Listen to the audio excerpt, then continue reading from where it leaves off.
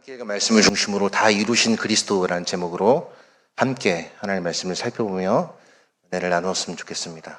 다 이루신 그리스도.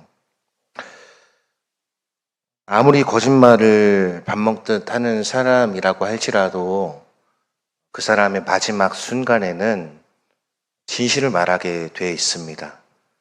마지막 순간에도 거짓말을 한다면 그것은 사람이라고 할 수 없을 것입니다.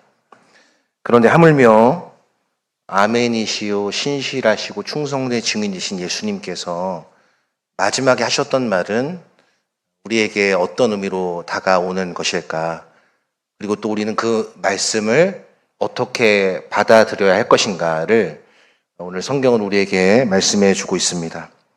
먼저 오늘 본문을 시작하는 19장 28절 말씀을 보시면은 이렇게 기록하고 있습니다. 그 후에 예수께서 모든 일이 이미 이루어진 줄 아시고 성경을 응하게 하려 하사 이르시되 내가 목마르다 하시니. 우리는 보통 예수님의 십자가를 생각을 하면은 얼마나 고통스러우실까라는 좀 이렇게 감정에 치우친 생각을 많이 하게 됩니다.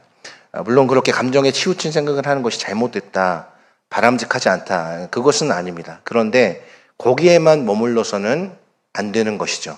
우리가 더 나아가서 왜 예수님께서 십자가에 달려 돌아가시게 되었는가? 그 예수님의 십자가에 달려 돌아가심으로 말미암아 나는 어떤 존재가 되었는가를 우리들은 거기까지 생각해 볼 수 있어야 됩니다. 여기 특별히 주위에서 우리들이 살펴보아야 할 말씀은 예수께서 모든 일이 이미 이루어진 줄 아셨다. 이미 아시고 성경을 응하게 하려 하사.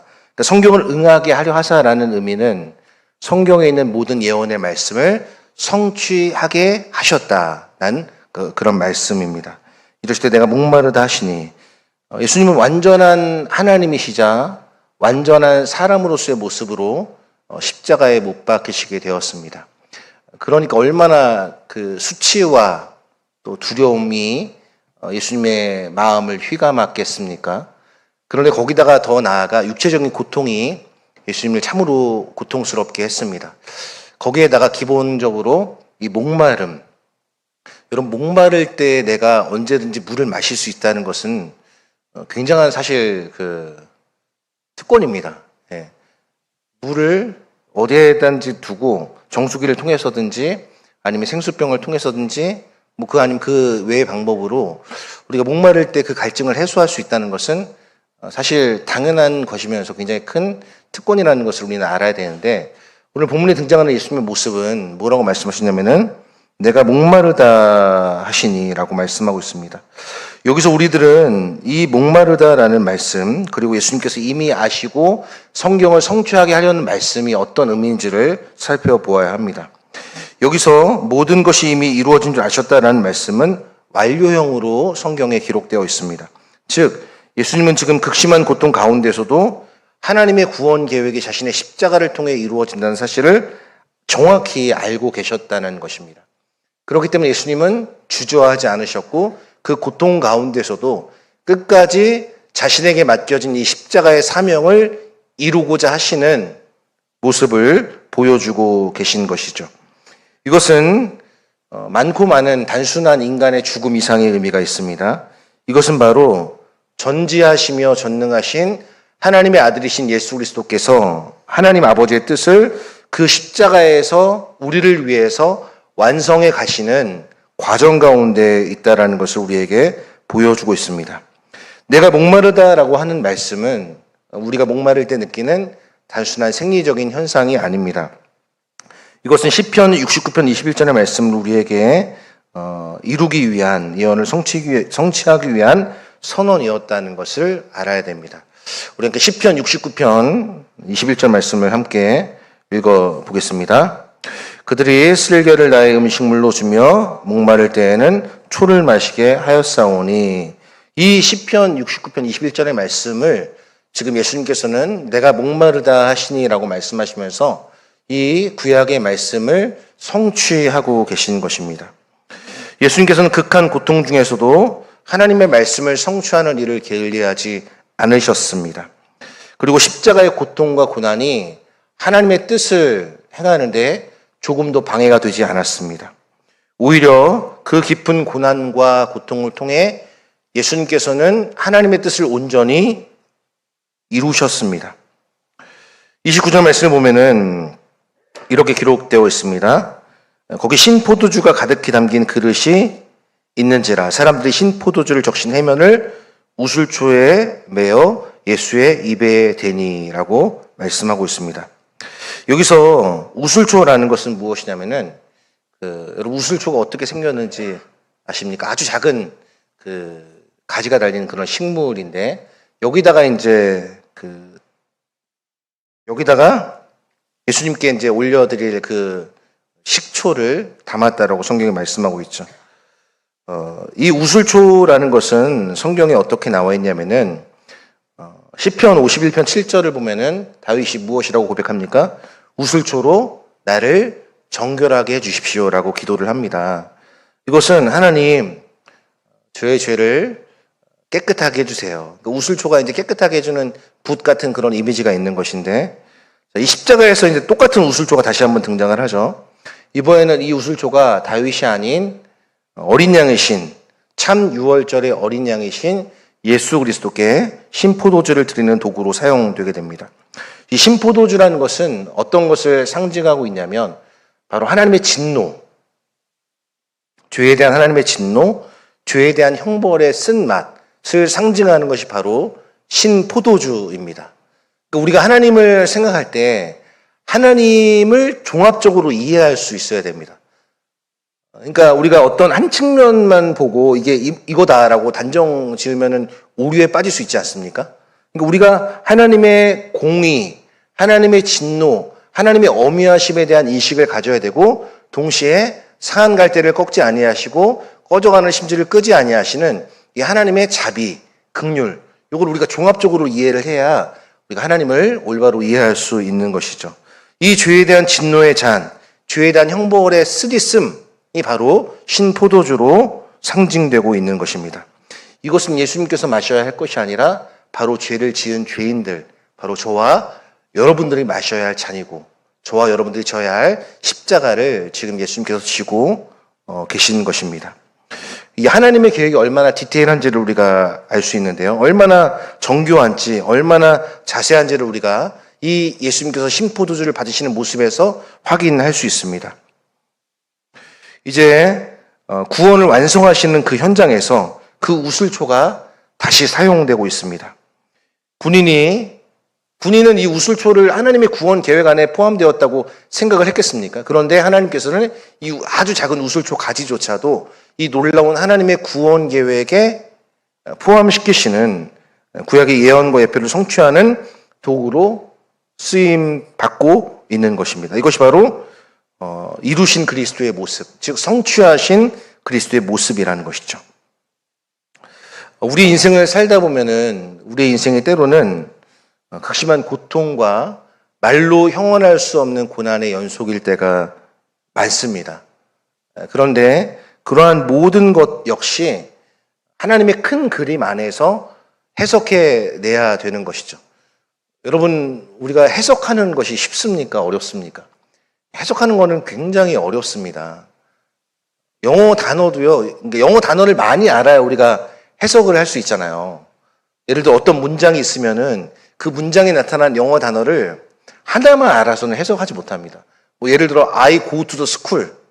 나는 학교에 간다. 이거는 school이라는 단어만 알면 어느 정도 해석이 되는데 근데 이제 좀 더 긴 문장을 말을 할 때는 단어를 알아야 이 문장의 해석이 되는 것이죠. 그러니까 우리 인생도 마찬가지 아니겠습니까? 우리 인생에 겹고난이라고 하죠. 고난이 계속해서 겹치고 어려움이 겹치고 삶의 환란이 계속 겹칠 때는 우리가 하나님의 말씀을 자꾸 떠올려 봐야 됩니다. 그래서 이 말씀과 이 말씀과 이 말씀을 연결시켜서 도대체 나를 향한 하나님의 뜻은 어디에 있는가를 깊이 고민하고 숙고하고 성찰해 보아야 합니다. 그 전도서에서 말씀하고 있는 것처럼 곤고한 날에는 어떻게 해야 되냐면은 생각해야 됩니다.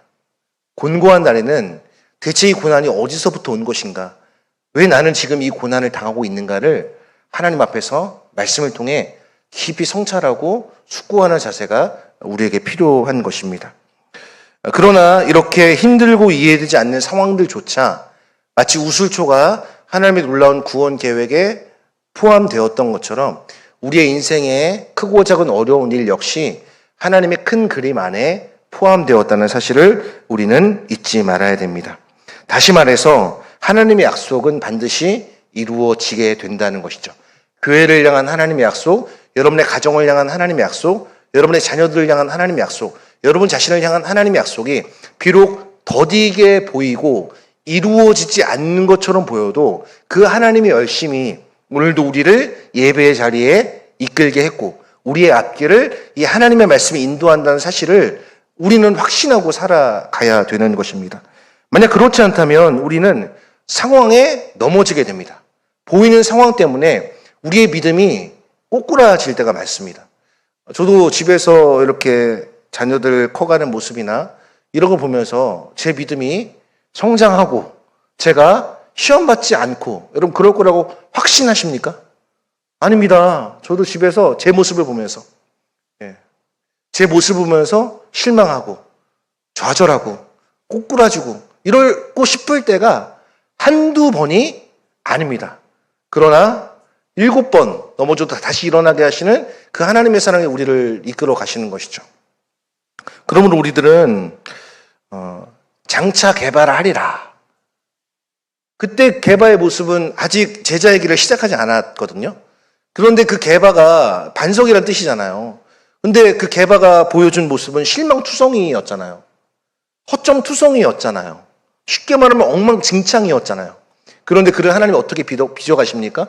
우리가 이제 요한복음 21장에도 살펴보겠지만은 하나님이 아름답게 그를 빚어가시잖아요. 그러니까 우리들은 과정도 기억해야 되지만 결론이 참 중요합니다, 여러분. 하나님의 성령으로 마치는 결론. 이것이 우리 인생에서 얼마나 중요한지 모릅니다.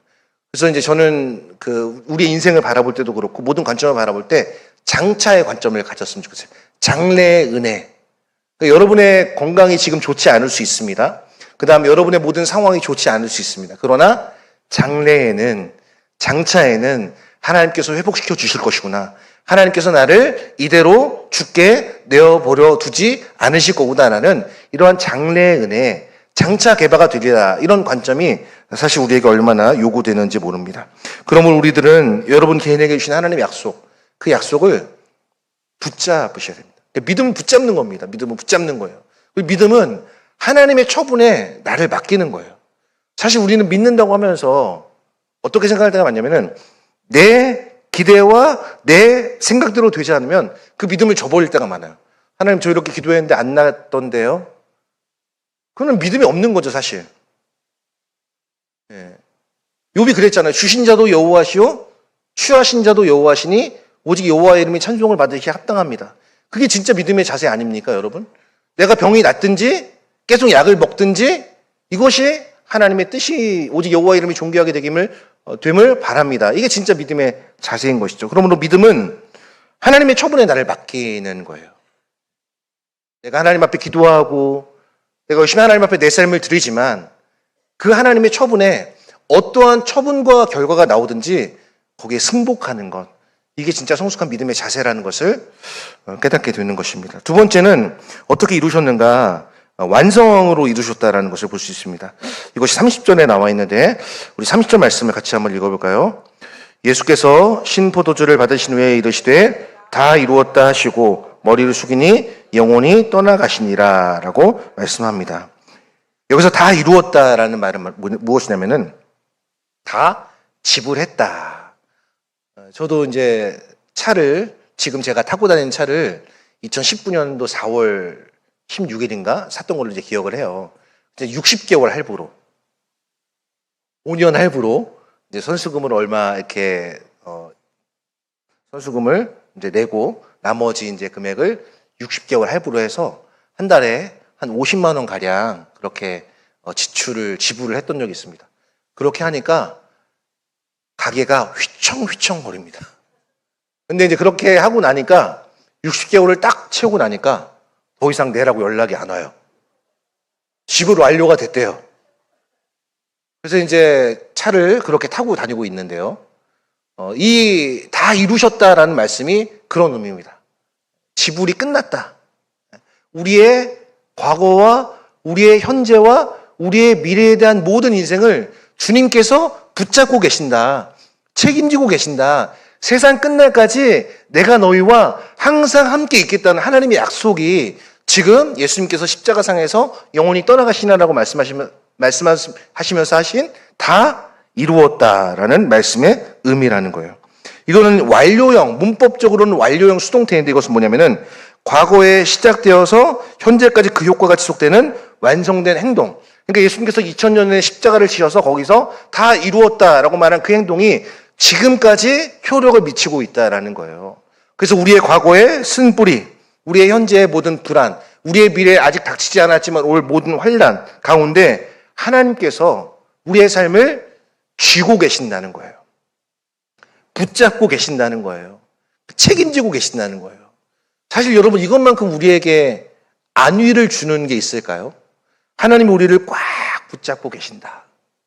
하나님이 우리의 인생을 안전하게 보호하고 계신다. 여러분 하나님의 손에 붙들린 인생만큼 고귀하고 존귀하고 보배로운 일이 있겠습니까? 하나님의 손에 붙잡힌 인생만큼.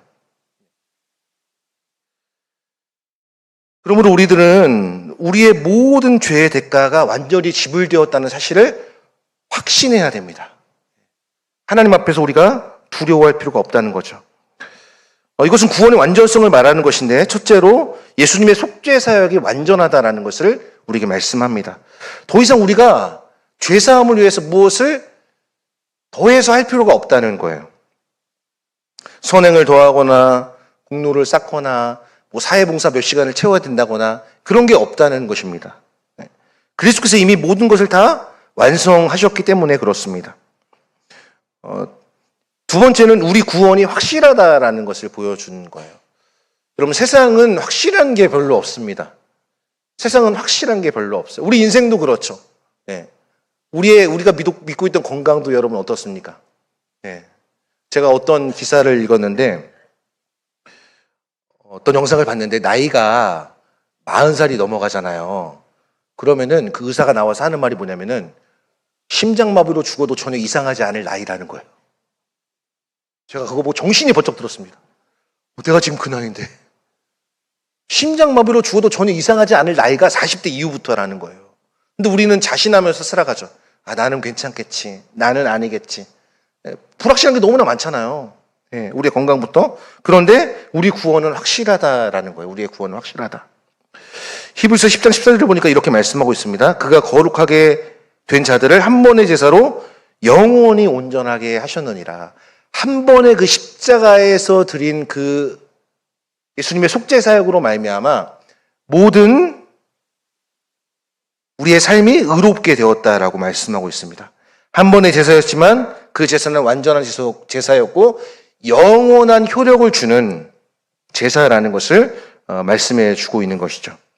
그래서 히브리서 9장 12절을 보면 이렇게 말씀하고 있습니다.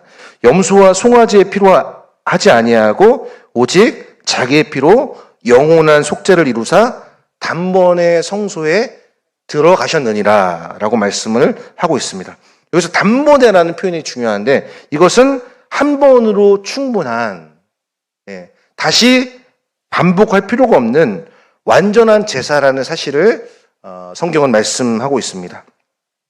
그리고 또 예수님께서 머리를 숙인 영혼이 떠나가시니라고 말씀하고 있는데 이것은 예수님의 능동적인 죽음에 대해서 말씀해 주고 있는 거예요.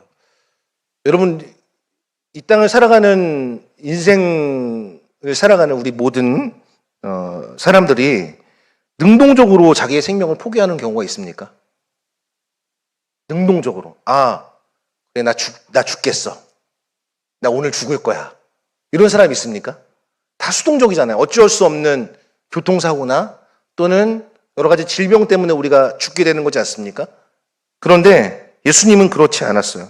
예수님의 죽음은 수동적인 죽음이 아니라 능동적인 죽음입니다. 우리는 이 사실을 요한복음 10장 18절에서 확인할 수 있는데 우리 같이 요한복음 10장 18절 말씀을 함께 읽어보겠습니다.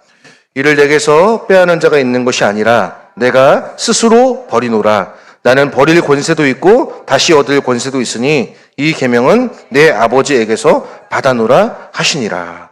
예수님은 내가 스스로 버리노라 라고 말씀하시면서 오늘 이 30절 말씀에서 바로 능동적으로 자신의 생명을 포기하신 것을 말씀해 주고 있습니다. 그렇다면 우리는 이 완성하신 이 두 번째 내용에서 어떤 것을 깨닫게 되냐면은 의심하면 안 된다는 거예요. 의심. 여러분 사실 의심 자체가 나쁜 것은 아닙니다. 우리는 이제 성경의 도마를 보면서 의심 많은 도마 이렇게 비난할 때가 있지만 사실 여러분 의심은 믿음으로 가는 관문과도 같은 거예요. 의심에서 확신으로, 어둠에서 빛으로, 불안에서 담대함으로. 그런데 우리의 구원을 의심하면 안 됩니다. 난 구원 받았을까? 내 감정에 그것을 확인하면 안 돼요. 우리 감정이라는 게 여러분 늘 요동치잖아요. 어떨 때는 정말 주님을 섬기는 게 너무나 기뻐서 정말 막 마음에 사무치는 그러한 감격이 우리 가운데 우리의 마음을 이렇게 휘감을 때도 있지만 또 어떨 때가 있습니까? 언제 그랬냐는 듯이 확 차갑게 식어버린 그런 모습이 있지 않습니까? 그게 우리의 모습이라는 것이죠. 그렇기 때문에 우리는 우리의 구원을 우리의 감정에 물으면 안 됩니다. 우리의 구원을 어디서 확인해야 됩니까? 예수님께서 이루신 십자가에서 확인해야 되는 거죠. 말씀을 통해서 우리의 구원이 감정에 달려있지 않고 그리스도께서 우리를 위해 행하신 일, 역사적인 사실에 우리의 구원이 달려있다는 것을 확신해야 됩니다. 우리의 구원은 우리의 상태나 노력에 달려있지 않습니다. 내가 추하고 내가 나이 들면 나의 구원이 없어질까? 내가 치매가 걸리면 나의 구원이 없어질까? 그렇지 않다라는 거예요. 이 사실을 우리는 확신해야 되는 것이죠. 그러므로 우리들은 우리를 구원의 완성으로 이루신 그리스도의 그 공로를 기억하고 의무가 아닌 사랑으로, 두려움이 아닌 감사로, 조건이 아닌 은혜로 주님을 섬기는 신자가 되어야 됩니다. 마지막 세 번째는 확증하신 그리스도예요. 우리가 지금 이제 세 가지로 살펴보고 있는데 첫 번째는 성취하신 그리스도. 두 번째가 뭐였죠? 방금 하고 까먹었어요, 제가. 세 번째가 확증하신 그리스도입니다. 자, 확증하신 그리스도를 통해서 우리가 확신할 수 있는 것은 구약 예언들이 예수님의 십자가의 죽음을 통해서 완전히 성취되고 있다는 사실을 보여주고 있습니다. 먼저는 뼈가 꺾이지 않았다는 거예요. 36절 말씀을 보시면 이 일이 일어난 것은 그 뼈가 하나도 꺾이지 아니하리라 성경을 응하게 하려 함이라. 자, 여기서 보면은 32절, 33절에 이렇게 나오죠. 군인들이 가서 예수와 함께 못 박힌 첫째 사람과 또 그 다른 사람의 다리를 꺾고 예수께 이르러서는 이미 죽으신 것을 보고 다리를 꺾지 아니하고라고 말씀하고 있습니다. 나머지 두 사람은 다리를 꺾었다라고 이야기를 하고 있는데 똑같이 십자가를 지었던 예수님의 다리를 꺾지 않았다라고 말씀하고 있는데 이것은 출애굽기 12장 16절에서 이렇게 말씀을 출애굽기 12장 46절 말씀에서 이렇게 말씀하고 있습니다. 우리 같이 한번 읽어볼까요? 한 집에서 먹되 그 고기를 조금도 집 밖으로 내지 말고 뼈도 꺾지 말지며. 그러니까 유월절 어린 양에 대한 설명을 하고 있는 것인데 바로 예수님 자신이 유월절에 어린 양이 되어서 뼈가 꺾이지 않았다라는 것이 바로 예수님 자신이 유월절에 어린 양이 되셨다라는 사실을 지금 보여줌으로써 구약 예언의 성취를 말씀하고 있습니다. 두 번째는 옆구리를 찔렀다는 것입니다. 37절 말씀해 보시면은 또 다른 성경에 그들이 그 찌른 자를 보리라 하였느니라 라고 말씀합니다. 이것은 스가랴 12장 10절의 예언이 정확히 성취된 사건을 말씀합니다. 우리 스가랴 12장 10절 말씀 같이 한번 읽겠습니다. 다윗의 집과 예루살렘 주민에게 은총과 강구하는 심령을 부어주리니 그들이 그 찌른 바 그를 바라보고 그를 위하여 애통하기를 독자를 위하여 애통하듯 하며 그를 위하여 통곡하기를 장자를 위하여 통곡하듯 하리로다 라고 말씀을 하고 있습니다. 벌써 이 두 가지 사건이 구약 예언에서 성취가 된 것이죠. 그 다음에 세 번째는 피와 물의 완전한 증거입니다. 34절을 보시면은 그 중에 한 군인이 창으로 옆구리를 찔렀다라고 말씀하고 있죠. 창으로 옆구리를 찔렀다. 찔렀더니 성경에 보면은 곧 피와 물이 나오더라라고 말씀합니다. 피와 물이 나왔다는 것은 의학적으로 어떤 것을 증명해 주는 것이냐면 완전히 사망했다라는 것을 증명하는 거예요. 그럼 이것이 신학적으로는 어떤 의미를 갖고 있을까? 그것을 요한일서 말씀에서는 우리에게 다음과 같이 말씀하고 있는데, 요한일서 말씀 전에 우리 히브리서 9장 22절 말씀을 보겠습니다. 그 말씀을 보시면은 이렇게 나와 있습니다. 피 흘림이 모든 물건이 피로써 사해지나니 피 흘림이 없은즉 사함이 없느니라. 피 흘림이 없으면 죄 사함이 없습니다, 여러분.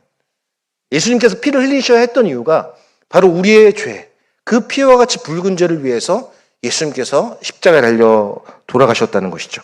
그리스도의 보혈로 우리의 모든 죄가 씻어졌는데, 요한일서 5장 6절부터 8절까지의 말씀을 보면은 이것이 얼마나 놀라운 말씀인지를 우리에게 보여주고 있는데, 우리 요한일서 5장 6절부터 8절까지 말씀 같이 한번 볼까요? 이는 물과 피로 임하신 이신이 곧 예수 그리스도시라. 물로만 아니요 물과 피로 임하셨고 증언하는 이는 성령이시니 성령은 진리니라. 증언하는 이가 셋이니 성령과 물과 피라. 또한 이 셋은 합하여 하나이니라 라고 말씀을 하고 있습니다. 물은 여러분 뭘 상징합니까? 물은 생명, 그 다음에 깨끗하게 하는 정화를 상징하는 것이죠. 그리스도의 죽음에서 우리가 거룩하게 되고 우리가 믿음으로 말미암아 의롭게 된 삶을 살 수 있는 능력이 바로 주어지는 것입니다. 마치 아담의 갈비뼈에서 누가 나왔습니까? 하와가 나오게 된 것처럼 마지막 아담으로 오신, 둘째 아담이자 마지막 아담으로 오신 이 그리스도의 옆구리에서 교회가 탄생했다라는 것을 지금 보여주는 것이죠. 교회는 그리스도의 피와 물로 씻김받고 거룩해진 그리스도의 신부입니다. 우리가 지금 이제 요한계시록 이제 거의 끝나가는데, 요한계시록을 보게 되면은 이제 어린 양의 혼인잔치가 나오지 않습니까? 그러니까 우리가 다 모두 그리스도의 신부입니다. 그리스도의 신부. 신부의 가장 뚜렷한 특징은 뭐냐면은 그 새하얀 드레스예요. 하얀 세마포. 그 세마포 옷을 입고 우리가 신랑 되신 주님을 맞이하게 되는 것이죠. 그것이 우리에게 주어진 놀라운 특권이라는 것을 요한계시록은 우리에게 말씀해 주고 있습니다. 그러므로 우리는 요한일서 5장 6절부터 8절까지의 말씀에서 십자가에서 본 그 피와 물이 단순한 의학적 현상에 그치는 것이 아니라 예수 그리스도가 누구신지를 말씀하고 있는 결정적인 증거, 즉 예수님은 물과 피로 임하신 완전한 구세주라는 사실을 증명해 주고 있습니다. 그래서 오늘 35절 말씀을 보시면은 이 증언의 효력에 대해서 말씀하고 있는데, 우리 35절 말씀을 같이 한번 읽겠습니다. 이를 본 자가 증언하였으니 그 증언이 참이라. 그가 자기의 말하는 것이 참인 줄 알고 너희가 믿게 하려 함이니라 라고 말씀하고 있습니다. 즉 성령과 물과 피 세 가지 삼중 증거가 있다는 것이죠. 이것은 완전한 증거를 의미하는 것입니다. 이것이 바로 확증하신 그리스도의 모습, 즉 의심할 수 없고 반박할 수 없고 이게 도저히 되바뀔 수 없는 그러한 완전한 증거라는 사실을 말씀해 주고 있습니다. 사랑하는 성도 여러분, 우리가 믿는 믿음은 그냥 우리의 감정 상태에 달려 있지 않습니다. 수련회 때를 이렇게 보면은 수련회 때는 말씀과 기도로 집중하는 시간이기 때문에 어떻습니까? 이게 믿음이 이게 고양이 돼요. 그렇죠? 감정이 고양이 돼서 막 어떤 거 주님을 위해서 내가 십자가도 질 수 있을 것 같아요. 근데 여러분 다시 일상으로 돌아오면 어떻습니까? 여전히 주님이 안 계신 것 같고, 여전히 내가 구원받지 않은 것 같고, 여전히 내 삶이 이대로만 끝날 것 같은 그런 확신 가운데 우리가 살아갈 때가 얼마나 많이 있는지 모릅니다. 그러나 우리의 구원은 오늘 예수님께서 말씀하신 것처럼 성취하시고 이루시고 완전하게 확증하셨다라는 사실을 성경은 우리에게 말씀하고 있는 것입니다. 그러므로 우리들은 우리의 믿음이 굳건한 반석 위에 서 있다는 사실을 기억하면서 여러분이 받은 구원을 기쁨으로 여겨야 됩니다. 우리 옛날에 그런 찬양 많이 했잖아요. 나 구원받았네, 너 구원받았네, 우리 구원받았네. 이런 찬양 많이 했잖아요. 그런 찬양을 해야만 우리의 구원이 확증되는 것이 아니라, 그런 찬양 하지 않더라도 우리의 구원은 이미 예수님께서 십자가에서 다 이루었다, 다 지불 완료되었다라고 말씀하신 순간 우리가 천국은 그날까지 확신 있게 우리의 삶에 효력 있는 구원으로 작용한다는 사실을 성경은 우리에게 말씀해 주고 있는 것입니다. 이제 말씀을 정리하겠습니다. 예수님께서 다 이루셨다라는 선언 앞에서 우리는 더 이상 우리의 구원을 의심하거나 우리의 구원을 우리가 이렇게 저거할 필요가 없습니다.